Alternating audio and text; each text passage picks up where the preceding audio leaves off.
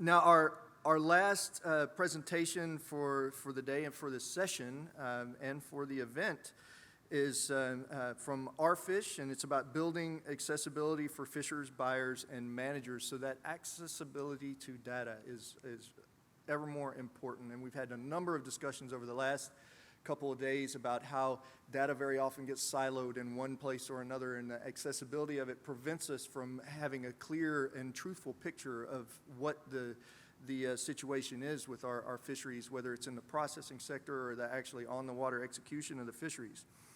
Now, our next speaker, I promise you that is not a placeholder name, but I can also assure you that Matthew Perry or Jennifer Aniston are not here. But I would like to invite Courtney Cox to the stage to deliver her presentation on Ourfish. Please.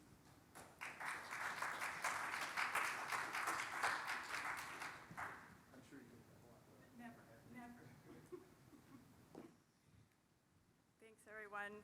I'm going to lower this because I'm short. Okay, there we go. And thank you for the Courtney Cox reference. Never get that, ever.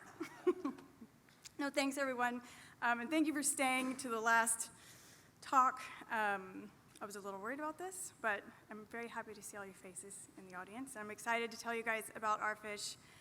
So I'm Courtney, and I'm one of the co-creators of Ourfish alongside Steve Box. And we are working, like we said, to improve data access for fishers, buyers, and managers in small-scale fishing communities. I'm an ecologist, a marine ecologist by training, and I've been working in small-scale fisheries for about the last 10 years. I'm also the founder of Barefoot Ocean. We're a social enterprise working to build tools, to build data systems, build data collection tools. Ourfish is one of these tools, and it's an app built for fish buyers, and I'm really excited to share this with you guys. I know we're all striving for the goal to make data simple, streamlined, accessible, and really excited to be a part of this community working toward this common goal. So the lack of access to basic fisheries production data is something that has been around for a long time, and I've seen so many amazing talks this week around solutions for this issue and for this challenge. And we've been working on this for a while now in small-scale fisheries communities around the world. As we know, reliable data is fundamental for making decisions in many different capacities. So the main issue that we've been seeing is that fishers and fish workers, fish buyers, fish traders, fish processors rely a lot on memory, rely a lot on paper. And so our goal, like many of us here, was to shift everybody, as many as possible, to the digital world to make those records more reliable, more accessible for those collecting them, and so that they could be used in real time, not get bottlenecked on paper and notebooks, but to have that real-time data feedback. And so what we found is that the fishers, the fish buyers weren't able to do that. They weren't able to effectively manage their businesses and their households. And then on the same side, communities were unable to quantify, prove the value of their local resources, and really making that issue of data validation, the reliability of the data for decisions on higher levels for government, and that ever problem of what is the true value of small-scale fishers. So these are all things that we had in mind when we started developing Ourfish. And so really leading to building a more reliable data set that could be used by many different stakeholders in the community and in the government. And so the challenge that we're facing in many, not only small-scale communities, but in industrial fishings, is that balance between human need, those livelihoods, and ecosystem function. Since we obviously need the biodiversity, we need the ecosystem function in order to sustain the livelihoods. So really looking for that balance and how do we build that balance and the need for that balance into the data collection and the data systems that we're thinking about. So this is the framework that we've been working around. At the center of everything is productive small-scale businesses and households. So at the center is the fishers, the fish buyers. So building a system that brings data back to them so that they can make decisions, whether it's at the household level, whether it's the small business level, build financial identities, and really plan for the future. And these are, in the communities that we've been working with, these types of data haven't been available at the household and the small business level. And then building out from that, as data builds, leading to prosperous communities that have access to more financial services, building those financial identities, building the data, building the proof points of the value of those fisheries can open doors to financial services. Again, that feeding back into those productive small-scale businesses. And then on the flip side of that, stripping all this data of personal information and pushing it to managers and community-based management so that the data can also be used to truly understand, again, that volume and the value of the fishery, facilitate effective management, and build those long-term data sets that are so often lacking in small-scale fisheries. So when we developed this app, which was started a while ago, and I'll go through a little bit of the background in a minute, so we really focus on collecting the data for the fishers and the traders rather than about fishing, and recognizing that this is one aspect. So we really wanted to focus on this is for the fishers and the fish traders. And this will collect data that will be most useful for them. It's not meant to collect all the data. It's not meant to collect everything that we need for fisheries management. It's meant to serve a particular purpose and be coupled with other data sources and fill that gap in long-term data sets and solve a bit for the ever-present issue of incentives, which I'll talk about in a minute as well. So it's a simple tool, enables fishers and buyers to track their income, their costs, and their debt. The fish buyers record their transaction data, which is really simple data on what's being caught, how much does it cost. Like I said, it fills that critical data gap in long-term fisheries data, and it enables those stakeholders to use this data alongside those other pieces, such as the more detailed data on effort and gears, the other socioeconomic data that's coming in from other sources, and ecological data. So there are so many cool approaches to collecting these data. And so what we were really thinking about is how can we be a part of that, and how can we provide data that can answer certain questions with this data alone, then alongside other can allow us as a community to answer some of the questions that are really difficult to answer without these long-term consistent data sets. So a bit of the history. So the idea of the app came about more than 10 years ago. So it was first the prototype.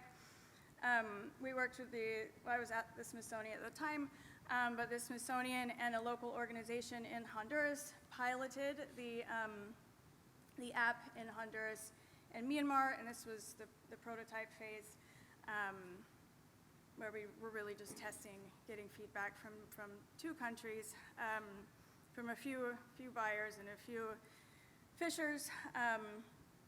Then in version 2, we took the feedback from that first pilot, vamped it up, and then expanded use to the Philippines, Indonesia, Mozambique with RARE. Right now we're in version 3, so we're in the redesign phase. We're going to launch in about a month with RARE and Blue Ventures. So now we're really looking to test yet again the new features based on all the feedback that we've gotten from the first 2 phases. And lastly, as we move forward, to partner with more organizations, more people, and get this app out to anyone who needs it. All right, so I'm talking more than I intended, but these are the basics of what is provided to the fish traders and the fishers, and really how we worked around incentives. So we built in why would this be useful to the fish trader and the fish buyer, and we really focused this again on financials around managing businesses, managing households. So fishers, they have income statements, receipts, they have that tracking of the income and the sales that they're making, which in our communities they didn't have previously. So they can track household income and again build that financial identity of the household. And on the seller side, again, just have those records, those digital records of transactions, opening up opportunities for loans, building the financial identity, access to financial services. So really focusing it around what is this financial information that this app can provide so it can build their financial resilience. And on the management side, these are just a couple of the options in the apps that can be, the user can opt into or out of to share their data. So again, we do strip all of the personal information, and then the user is able to decide how they want their data used in terms of community management, by the private sector to develop and price potential financial services. So we do talk a lot about how the data can be used outside of for their personal use. I'm going to quickly just go through what the app looks like. The main functionalities: you buy, you sell, you record your inventory, you can manage debts, expenses, and then there's a financial statements section to view all of the information. And this is an example of the buy and sell features.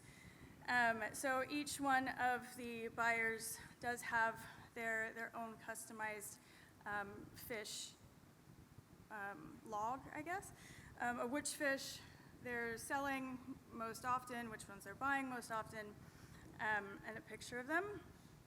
And so this is, we sold it to the fish, we bought it from the fish on the left, and we sold it to another trader on the right. And so basic stuff, how much is paid, how much is owed, and you can send receipts from here as well.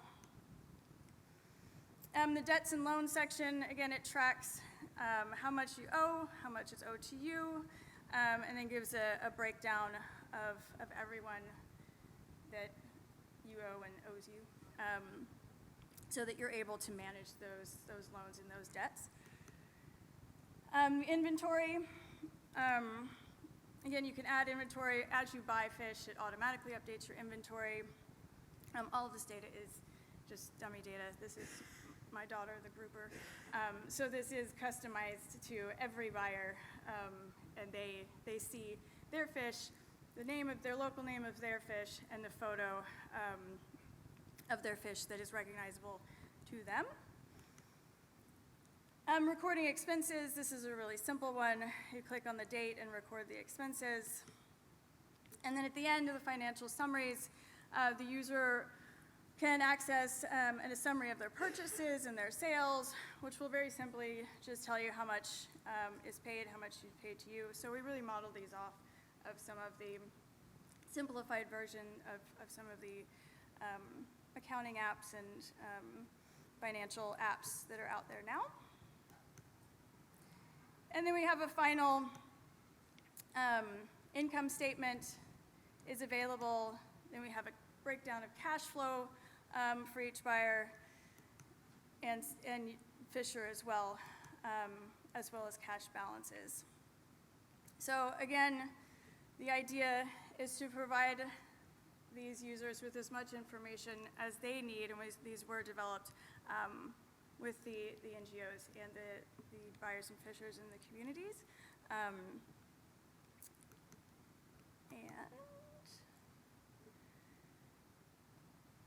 So as I said at the beginning, this is really part of a bigger community, bigger atmosphere a really complex problem to solve, and we're created this app to be a part of it and to fill one data gap, recognizing that we're not filling all data gaps, and there are many different levels, and we need to connect all of these data pieces in order to answer these complex questions and come up with solutions to improve the livelihoods and support management and conservation for the future.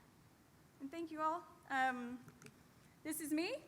I'd love to talk to all of you, so please get in touch if you have any more questions.